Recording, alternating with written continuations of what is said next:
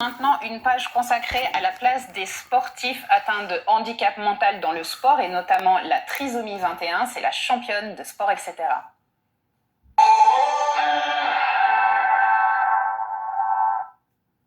Cléo Renou, Marie Grafftio, Jean Bachevillier, Jason David, ils et elles sont nageurs, coureurs, pongistes, tous para-athlètes, mais ne pourront jamais faire les Jeux paralympiques, pas tant que les règles de sélection ne sont pas revues en tout cas.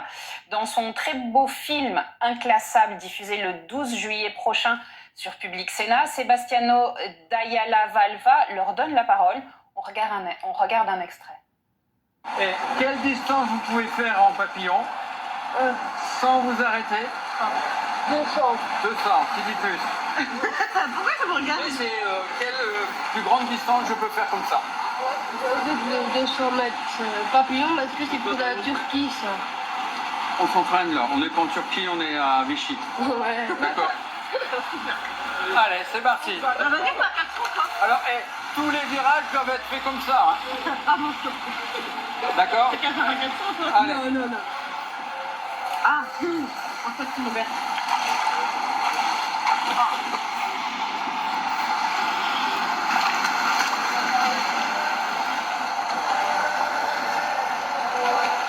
Bonjour Cléo, on vous a vu dans le bassin avec Marie Grafftio. Je suis très heureuse de vous accueillir en direct dans Sport, etc. Un petit mot d'abord, je crois que vous sortez des championnats de France de paranatation qui se sont déroulés du 19 au 22 juin à Saint-Raphaël.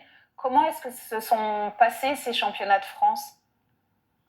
Alors ça s'est super bien passé, on a eu très chaud et j'ai eu 3 médailles en tout. Extraordinaire, bravo. En 50 mètres brasse, vous avez gagné la finale et vous êtes donc sélectionné pour les championnats du monde Virtus fin août en Thaïlande. Est-ce que c'était votre objectif? Alors oui, c'était mon objectif, puis j'espère d'être championne du monde en championnat du monde en Thaïlande. Plus généralement, ça remonte à quand votre pratique de la natation à haut niveau? Vous avez commencé quand? J'ai commencé en 2014. Vous aviez quel âge? J'avais 13 ans. Je vous vois très heureuse quand vous parlez de ces débuts de vie de nageuse. Qu'est-ce que ça vous a apporté? Ça m'a apporté à avoir la confiance en moi et d'avoir l'autonomie. L'autonomie, qu'est-ce que ça signifie? De voyager un petit peu partout dans le monde. Ça vous rend heureuse de voyager pour aller nager partout dans le monde? Oui, parce que c'est quand même à l'étranger, alors on aime beaucoup voyager. Et est-ce que les médailles sont importantes pour vous? Oui, parce que à chaque entraînement, quand on fait des compétitions, on se donne à fond. Et c'est comme ça qu'on y arrive pour être championne du monde ou championne d'Europe. Dans le film, vous parlez, c'est un très beau film, dans le film, vous parlez de la sensation de l'eau sur votre corps et vous avez un message à faire passer. Si aujourd'hui les porteurs de handicap mentaux ne sont pas exclus des Jeux paralympiques, les minima requis, ils sont quasiment hors de votre portée. Est-ce que vous vous sentez exclu, vous, de ces Jeux paralympiques? Bah oui, beaucoup. Puis on se demande des fois la question pourquoi les porteurs de trisomie ne peuvent pas participer aux Jeux paralympiques. Et qu'est-ce que vous aimeriez exprimer, qu'est-ce que vous aimeriez expliquer pour nous montrer qu'il faut que vous participiez, vous, aux Jeux paralympiques? En fait, c'est un rêve pour tous les trisomiques au monde. Et vous voudriez qu'il y ait une catégorie pour vous? Bah oui, comme tout le monde, qu'il y a une catégorie exprès pour les trisomiques.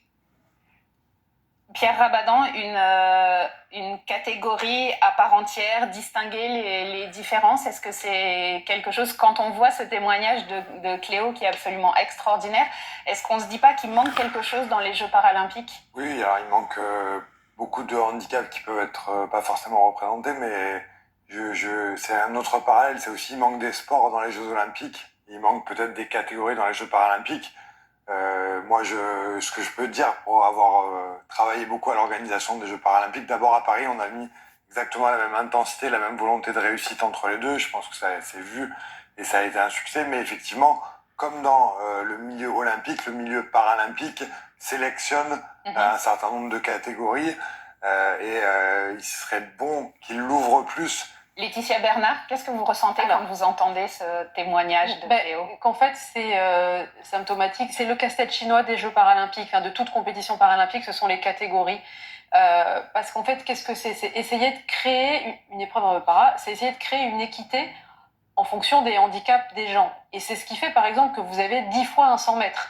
Parce que, par exemple, sur le plan moteur, vous pouvez pas mettre quelqu'un à qui il manque ses 2 bras face à quelqu'un à qui il manque ses 2 jambes. C'est pas du coup en termes d'équité, voilà. Et sur la partie mentale, c'est pareil, en fait, ceux qui ont une trisomie 21, enfin une trisomie, on vont pas avoir forcément les mêmes difficultés ou les mêmes besoins de compensation que d'autres profils de handicap mentaux. Et donc, il y a besoin de 2 catégories différentes si on veut créer de l'équité. Et malheureusement, il y a des choix qui ont été faits. Et si si d'autres catégories sont créées, ce que moi je trouverais légitime, franchement, vu en plus les perfs des personnes trisomiques, il n'y a aucune raison qu'ils n'aient pas leur place aux Jeux paralympiques, surtout s'ils la demandent, s'ils la souhaitent.